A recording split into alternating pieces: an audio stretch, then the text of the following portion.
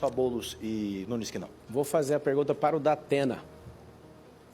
Datena, nos seus 26 anos, salvo engano, aí de televisão, eu queria que você comentasse, né?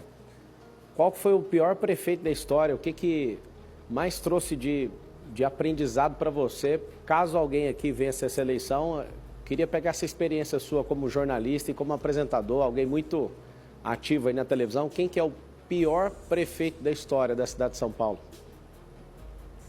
Bom, em primeiro lugar, é duro de responder, hein? Já tivemos gente muito ruim. O Ricardo, primeiro, não foi eleito prefeito, ele foi eleito vice do Bruno Covas. Mas só o dinheiro que ele está gastando da campanha eleitoral dele, dá para fazer ponte, dá para fazer asfalto, dá para fazer tudo. E mais, quando ele fala que fez essa quantidade toda de asfalto, sabe quanto que ele gastou para fazer asfalto? Você tem ideia de quanto ele gastou para fazer asfalto? 5 bilhões. E pergunta se foi no começo da administração que ele iniciou o projeto de asfalto. Quantos acidentes estão acontecendo em São Paulo por causa de buraco de rua que você vai desviar e acaba atropelando ou matando alguém?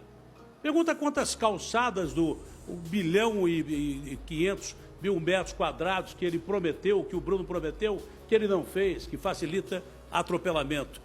O Ricardo pode não ser o pior prefeito, mas ele está ali, porque está prometendo coisas que não vai cumprir.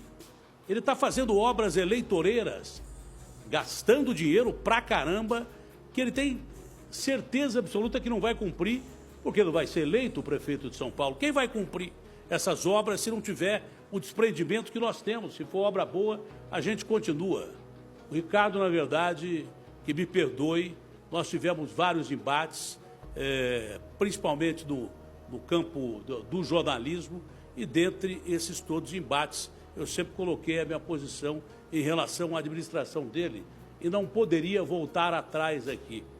Fica dentro do campo da administração, mas o Ricardo não cumpriu, infelizmente, nem 50% do que o Bruno prometeu. Marçal. Aumento de 23% em relação a dezembro do ano passado em pessoas em situação de rua. Isso não é um direcionamento à pessoa dele, mas de fato ele não é o prefeito, ele é um vereador que foi colocado no cargo. E se a população quiser abençoar ele para viver mais um período e esses 12 longos anos do governo Dória, você já sabe em quem você vota. Eu fiz essa pergunta para o Datena porque eu quero corrigir uma fala minha. Eu, em outros debates, falei que o Haddad seria o pior prefeito da história, mas olhando, né, cada situação, estudando profundamente a Prefeitura de São Paulo, eu realmente mudo a minha posição. O atual prefeito, ele está nesse lugar.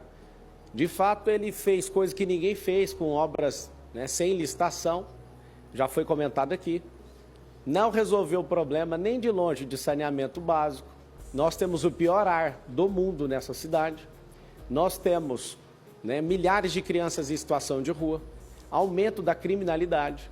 Eu queria saber o que fez de bom esse prefeito. E aí está o detalhe. Você não pode abençoar alguém que está com 12 partidos, que no próximo mandato vai ter 120 bilhões, orçamento recorde. Vai ser dividido 10 bilhões para cada um e ele vai ser um instrumento de decoração ali. Por favor, entenda o momento que nós estamos vivendo. Não dê a capacidade de alguém que não é do tamanho desse cargo. Vote 28.